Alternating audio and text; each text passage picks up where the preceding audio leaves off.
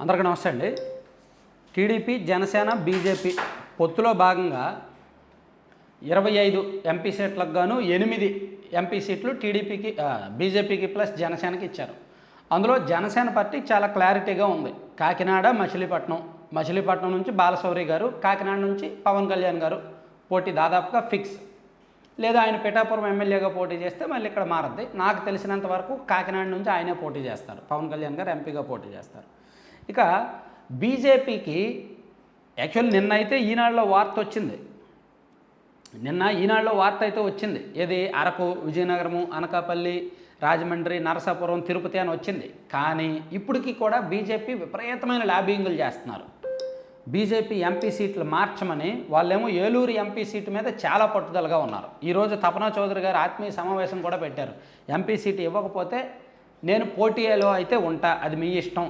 నాకు MP seat ఇవ్వకపోతే నేను మాత్రం పోటీ నుంచి వైదొలగను, పోటీలో ఉంటా అని ఆయన ఇచ్చేస్తున్నారు. అలాగే బీజేపీలో అంతర్గతంగా చాలా పరిణామాలు జరుగుతున్నాయి. సీటు ఇవ్వకపోతే కొంతమంది పార్టీ నుంచి బయటకు వెళ్ళడానికో, తిరుగుబాటు చేయడానికో, అంటే అంత ధైర్యం చేయలేకపోయినప్పటికీ పార్టీ నుంచి బయటకు వెళ్ళి బీజేపీ మీద తిరుగుబాటు చేసే సీన్ లేదు. వీళ్ళందరూ కాంట్రాక్టులు చేసిన వాళ్ళే కాబట్టి ఎంతో కొంత వీళ్ళ లోపాలు అవి పార్టీ పెద్దల దగ్గర ఉంటాయి కాబట్టి. కానీ లాబింగ్లు అయితే విపరీతంగా చేస్తున్నారు.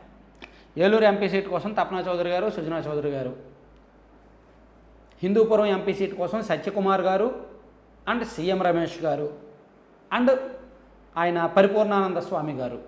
పోనీ సీఎం రమేష్ గారు తప్పుకొని ఆయన అనకాపల్లిలో, విజయనగరమో వచ్చినా హిందూపురం సీట్ కోసం వాళ్ళిద్దరు హిందూపురం బీజేపీకి ఇవ్వాలి అని పరిపూర్ణానంద స్వామి గారు ఒకవైపు, సత్యకుమార్ గారు మరోవైపు చేస్తున్నారు. వాళ్ళిద్దరు అలా ఉంటే మరోవైపు అరకు ఎంపీ సీట్ కొత్తపల్లి గీత గారికి ఫిక్స్ అయింది.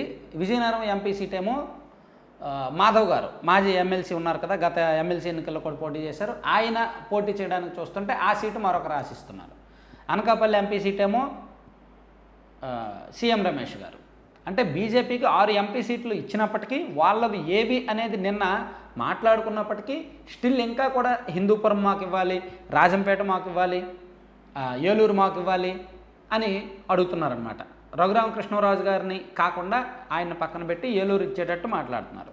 సో ఇప్పుడు ఉన్న సమాచారం ప్రకారం యాజ్ ఆన్ నౌ అయితే మాత్రం అరకు కొత్తపల్లి గీత గారు, విజయనగరం మాధవ్ గారు, అనకాపల్లి సీఎం రమేష్ గారు, నరసాపురం రఘురామకృష్ణరాజు గారు, రాజమండ్రి పురంధేశ్వర్ గారు, తిరుపతి రత్నప్రభ గారు లేదా సుబ్రహ్మణ్యం గారు, వీళ్ళిద్దరిలో ఎవరో ఒకళ్ళు. ఇలా బీజేపీ ఎంపీ సీట్లు ఈ 6 యాజ్ ఆన్ నౌ ఇప్పుడు ఫిక్స్ అయ్యాయి.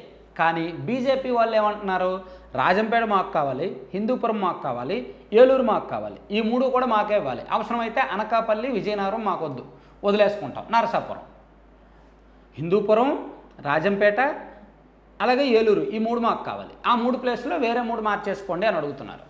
పోనీ ఈ 3 అయినా నాయకులు స్థిరంగా ఉన్నారా? ఒక్కొక్క సీటుకి 2-3 కర్చీఫ్లు వేశారు, 2-3 పోటీ పడుతున్నారు. ఇలా బీజేపీలో విపరీతమైన పోటీ ఉంది.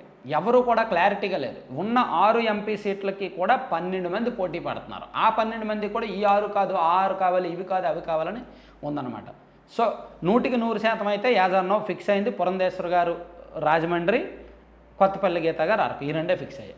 మిగిలిన అన్నీ కూడా ఇష్టం వచ్చినట్టు మార్చుకుంటున్నారు, ఇష్టం వచ్చిన లాబింగ్లు అయితే చేస్తున్నారు. బీజేపీకి ఎంపీ సీట్లు ఇస్తే ఇలాగే ఉంటుంది. Thank you.